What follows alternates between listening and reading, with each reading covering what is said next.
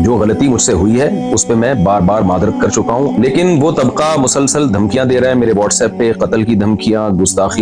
اور جو فحش گالیاں دی جا رہی ہیں، سب کے نمبر بھی میں سیو کر رہا ہوں، تو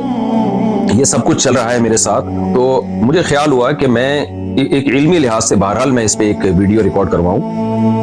کیونکہ جو کچھ میرے مخلص لوگ ہیں، بعض لوگ، میجورٹی نے مجھے گستاخ قرار نہیں دیا الحمدللہ، میجورٹی علماء نے، بلکہ انہوں نے اس کو ایک غلطی ضرور قرار دیا، علمی غلطی، گستاخ قرار نہیں دیا، لیکن بعض ہمارے ہی بڑوں سے، بعض ہمارے ہی لوگوں نے بھی اس کو گستاخی سے تعبیر کیا، اور پھر یہ کہا کہ مفتی صاحب نے جب گستاخی سے معذرت کر لی ہے تو اب ان کی جان چھوڑ دو۔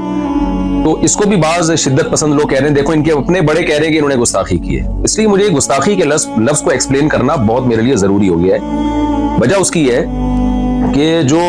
مخصوص طبقے کے کچھ لوگ ہیں، جو ان کے لیڈر بہت زیادہ شدت پسندی پھیلا رہے ہیں اور اپنی عوام کو، جو عام لوگ ہیں نا، ان کو بہت زیادہ اکسا رہے ہیں میرے قتل پہ۔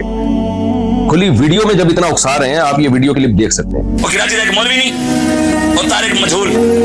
مردود، ایک بندہ بھی غیرت مند نہیں بیٹھا جڑا اٹھ کے انہاں سر لاوے،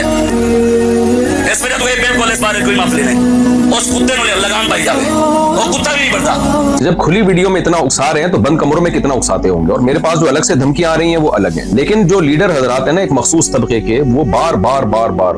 جو ہے نا گستاخ کی سزا سرتن سے جدا، نعرے بھی یہی لگ رہے ہیں۔ سر سید تھانے کے باہر جو ہمارا قریبی محلہ ہے، اس میں جو تھانہ ہے اس کے باہر بھی یہ نعرے لگائے گئے ہیں ایک کراؤڈ کی شکل میں کہ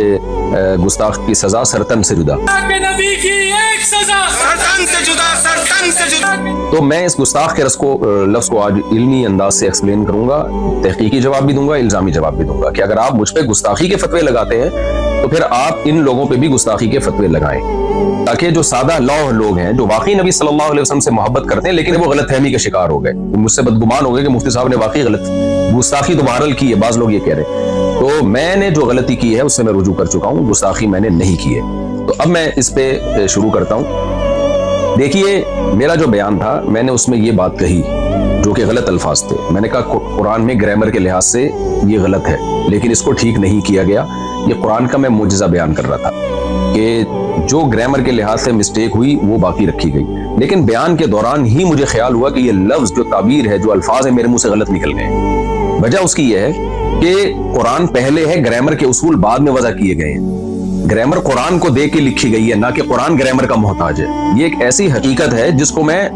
اپنے لیکچروں میں پہلے بیان کر چکا ہوں، کئی بار بیان کر چکا ہوں کہ زبان گرامر کی محتاج نہیں ہوتی، گرامر زبان کی محتاج ہوتی ہے۔ مجھے بیان کے دوران ہی اندازہ ہو گیا کہ یہ الفاظ میری زبان سے غلط نکلے ہیں، لہذا میں نے بیان میں ہی اس کی کریکشن کی کہ اگر ظاہری لحاظ سے اس میں کوئی غلطی لکھنے میں، ظاہری لحاظ سے، ورنہ اس میں بڑی حکمت ہے، گرامر کی ایک مسٹیک اگر ظاہری لحاظ سے میں مسٹیک کر رہا ہوں، تو وہ کریکشن کیا تھی جو میں نے چلائی بھی ہے کہ ظاہری لحاظ سے ہے، حقیقت میں نہیں ہے، ظاہری لحاظ سے۔ ظاہر کا مطلب یہ کہ حقیقت میں کوئی غلطی نہیں ہے، دیکھنے میں ایسا لگتا ہے کہ گرامر کے قاعدوں کے خلاف ہے۔ میرا خیال یہ تھا کہ اس سے لوگ مطمئن ہو گئے ہوں گے، لیکن وہ بھی میری غلطی تھی، مجھے اس میں اور اچھی طرح سے ایکسپلین بھی کرنا چاہیے تھا اور اسی بیان میں معذرت کر لینی چاہیے تھی، وہ بھی میں نے نہیں کی۔ یہ بھی ایک جرم میرا ہے، اس کی بھی غلطی کا میں اعتراف کرتا ہوں۔ تو لیکن مقصد یہی تھا کہ حقیقت میں کوئی غلطی نہیں ہے۔ ظاہری لحاظ سے غلطی کا مطلب کیا تھا کہ بھئی قرآن میں کچھ باتیں ایسی ہیں جو عام نحوی قاعدوں کے، جو قاعدے بعد میں ایجاد کیے گئے ہیں، ان کے خلاف